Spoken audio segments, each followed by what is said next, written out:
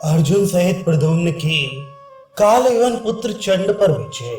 नारद जी कहते हैं, राजन, भाइयों तथा अन्य कुरुवंशियों के साथ दुर्योधन को शांत करके यदुकुल तिलक बलराम और श्री कृष्ण पांडवों से मिलने के लिए इंद्रप्रस्थ को गए।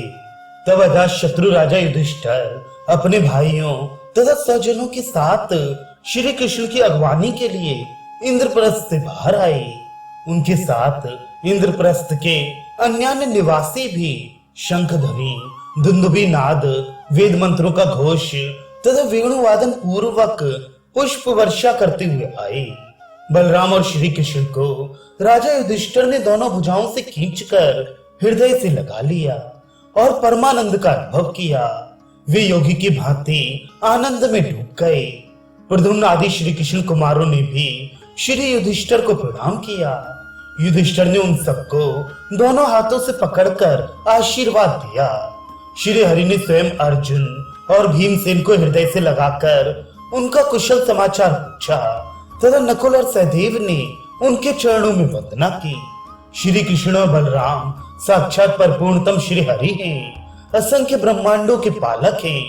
भगवत भक्त युधिष्ठिर ने उन दोनों भाइयों का पूर्णतर समादर किया।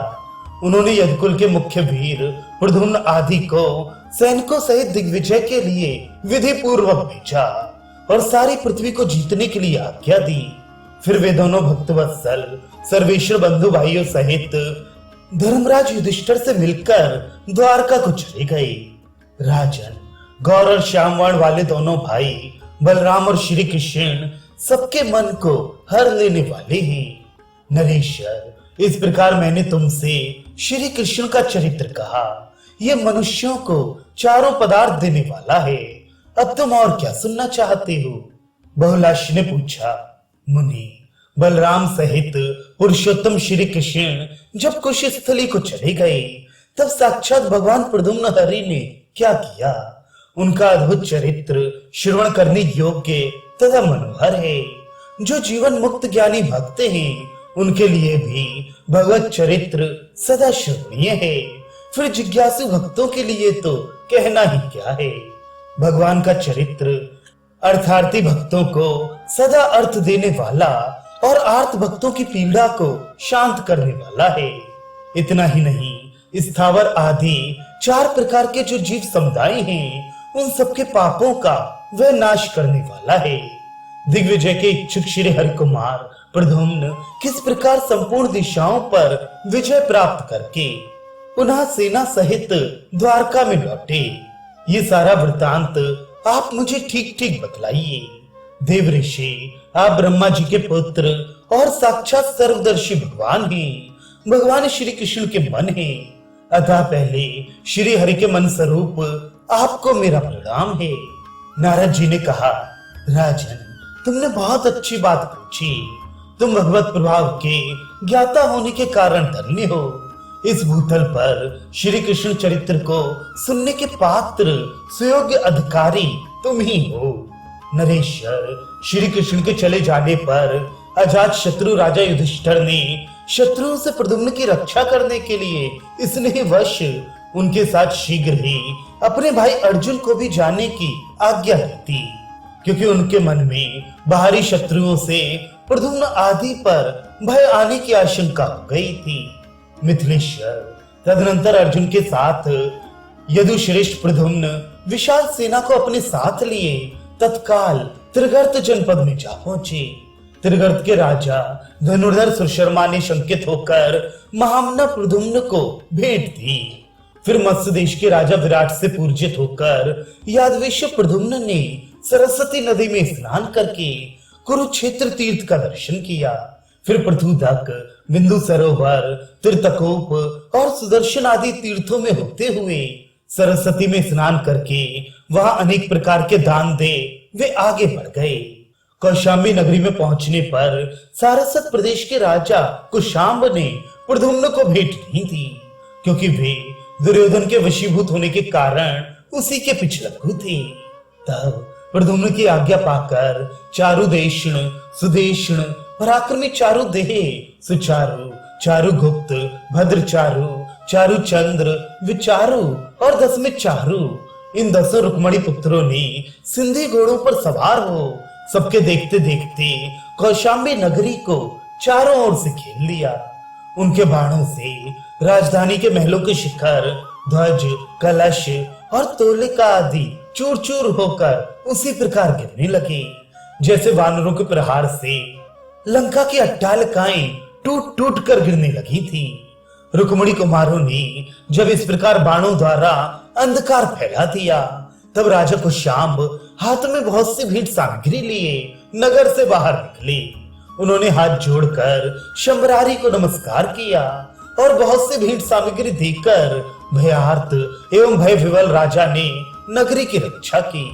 उसी समय सवीर राज सुदेव, आवीर राज विचित्र, सिंधुपति चित्रांगद, कश्मीर राज महौजा, जांगल देशाधिपति सुमेरु, लाक्षेश्वर धर्मपति और गंधर्व राज भिड़ौजा, इन सब ने भी जो दुर्योधन के वशवर्ती थे, भय के कारण बलि अर्पित करके अत्यंत विनीत होकर कृष्ण कुमार प्रद्युम्न को प्रणाम किया।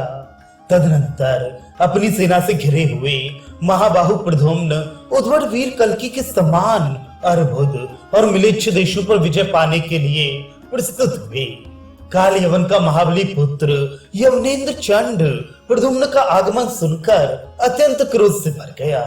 आज मैं अपने पिता की हत्या करने वाले शत्रु के पुत्र का वध करके पिता का बदला चुका लूंगा।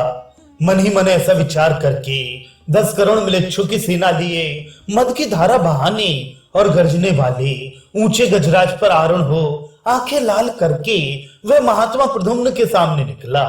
चंड की प्रेरणा से तीखे बाणों की वर्षा करने वाली उस विशाल सेना को आई देख प्रद्युम्न अपने सैनिकों से बोले।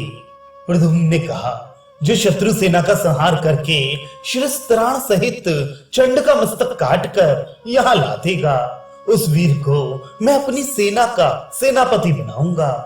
नारद जी कहते हैं, राजन, जब प्रद्युम्न पास ही इस प्रकार कह रहे थे, तब गांडीवधारी कपिध्वज अर्जुन ने बारंबार धनुष की टंकार करते हुए अकेले ही शत्रु की सेना में प्रवेश किया।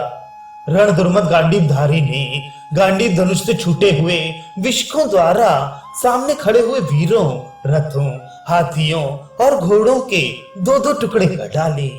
हाथों में शक्ति, खड्ग तथा रिष्टि लिए कितने ही शत्रु सैनिक भुजाएं कट जाने के कारण पृथ्वी पर गिर पड़े। कितने ही कवचधारी वीरों के पैर कट गए और नख विदीर्ण हो गए। जिनके हौदे छिन्न भिन्न हो गए और शरीर घायल हो गए थे, ऐसे हाथी युद्ध भूमि में इधर उधर भागने लगे। उनके घंटे कहीं गिर गए और हौदे कहीं जा पड़े। वे अपनी सूंडों से हाथियों को भी गिराते हुए भाग चले। अर्जुन के बाणों से 2-2 टूक हुए हाथियों और घोड़ों से भरा हुआ वे सम्रांगण हंसुओं से काटे गए कुम्भड़ों के टुकड़ों से व्याप्त हुए खेत सा जान पड़ता था। फिर तो मिलिच्छ सैनिक अपने अपने हथियार फेंक सम्रांगण छोड़कर जोर जोर से भागने लगे। ठीक उसी तरह जैसे सूर्य की किरणों से विदीर्ण हुए कुहासों के समुदाय नष्ट हो जाते हैं। मैथिलेंद्र हाथियों पर बैठे हुए म्लेच्छराज चंड ने एक शक्ति घुमाकर अर्जुन के ऊपर फेंकी और सिंह के समान गर्जना की। राजेंद्र, बलवान श्री कृष्ण सखा अर्जुन ने विद्युत लता के समान अपने ऊपर आती हुई उस शक्ति के गांडीव मुक्त बाणों द्वारा खेल खेल में ही 100 टुकड़े कर डाले। महाम्लेच्छ चंड रोष से भरकर जब तक धनुष उठाए, तब तक ही गांडीवधारी ने लीला पूर्वक एक बाण मारकर उसके उस धनुष को काट दिया। तब प्रचंड पराक्रमी चंड ने दूसरा धनुष हाथ में लेकर प्रलय काल के महासागर की बड़ी बड़ी भंवरों के टकराने की भांति गंभीर नाद करने वाली अर्जुन के प्रत्यंचा को उसी तरह काट दिया जैसे गरुण किसी सर्पणी के टुकड़े टुकड़े कर डाले। तब अर्जुन ने ढाल के साथ चमकती हुई अपनी तलवार ले ली और उससे चंड के गजराज के कुंभ स्थली पर इस प्रकार प्रहार किया मानो इंद्र ने पर्वत पर वज्र मार दिया हो। अग्निदेव के दिए हुए उस खड्ग से उस हाथी का कुंभ स्थल फट गया। उसने चिंगाड़ करते हुए धरती पर घुटने टेक दिए। फिर वह अत्यंत मूर्छित हो गया। तब चंड ने भी तलवार लेकर पांडुनंदन अर्जुन पर प्रहार किया, परंतु कुरुकुल तिलक अर्जुन ने उसके खड़क को ढाल पर रोककर उसके ऊपर अपनी तलवार से वार किया। इससे चंड का शिरस्त्राण सहित मस्तक धड़ से अलग हो गया। तदनंतर अर्जुन ने अपने धनुष पर प्रत्यंचा चढ़ाई और चंड के मस्तक को बाण पर रखकर उसे धनुष पर खींचकर चलाया और प्रद्युम्न की सेना में उसे फेंक दिया। उस समय जय जयकार के साथ दुंदुभी बजने लगी और देवता लोग अर्जुन के ऊपर फूलों की वर्षा करने लगे। फिर श्री कृष्ण कुमार प्रद्युम्न ने उसी क्षण विजय ध्वज से विभूषित अपनी सेना का अर्जुन को सेनापति बना दिया। उस समय यादव सेना के मुख्य वीरों ने हाथ में श्वेत चंवर आदि लेकर कपिध्वज अर्जुन के ऊपर हवा की। फिर तो वेगशाली अर्बुदाधीश ने प्रद्युम्न की शरण ली। उसने डरते हुए हाथ जोड़कर नमस्कार किया और भेंट अर्पित की। मोरंग के राजा मंदहास ने भयभीत हो महात्मा प्रद्युम्न को 10 लाख घोड़े देकर नमस्कार किया। इस प्रकार भरत खंड पर विजय पाकर यदुकुल तिलक श्री कृष्ण कुमार ने हिमालय को दक्षिण दिशा में करके पूर्वोत्तर दिशा की ओर प्रस्थान किया।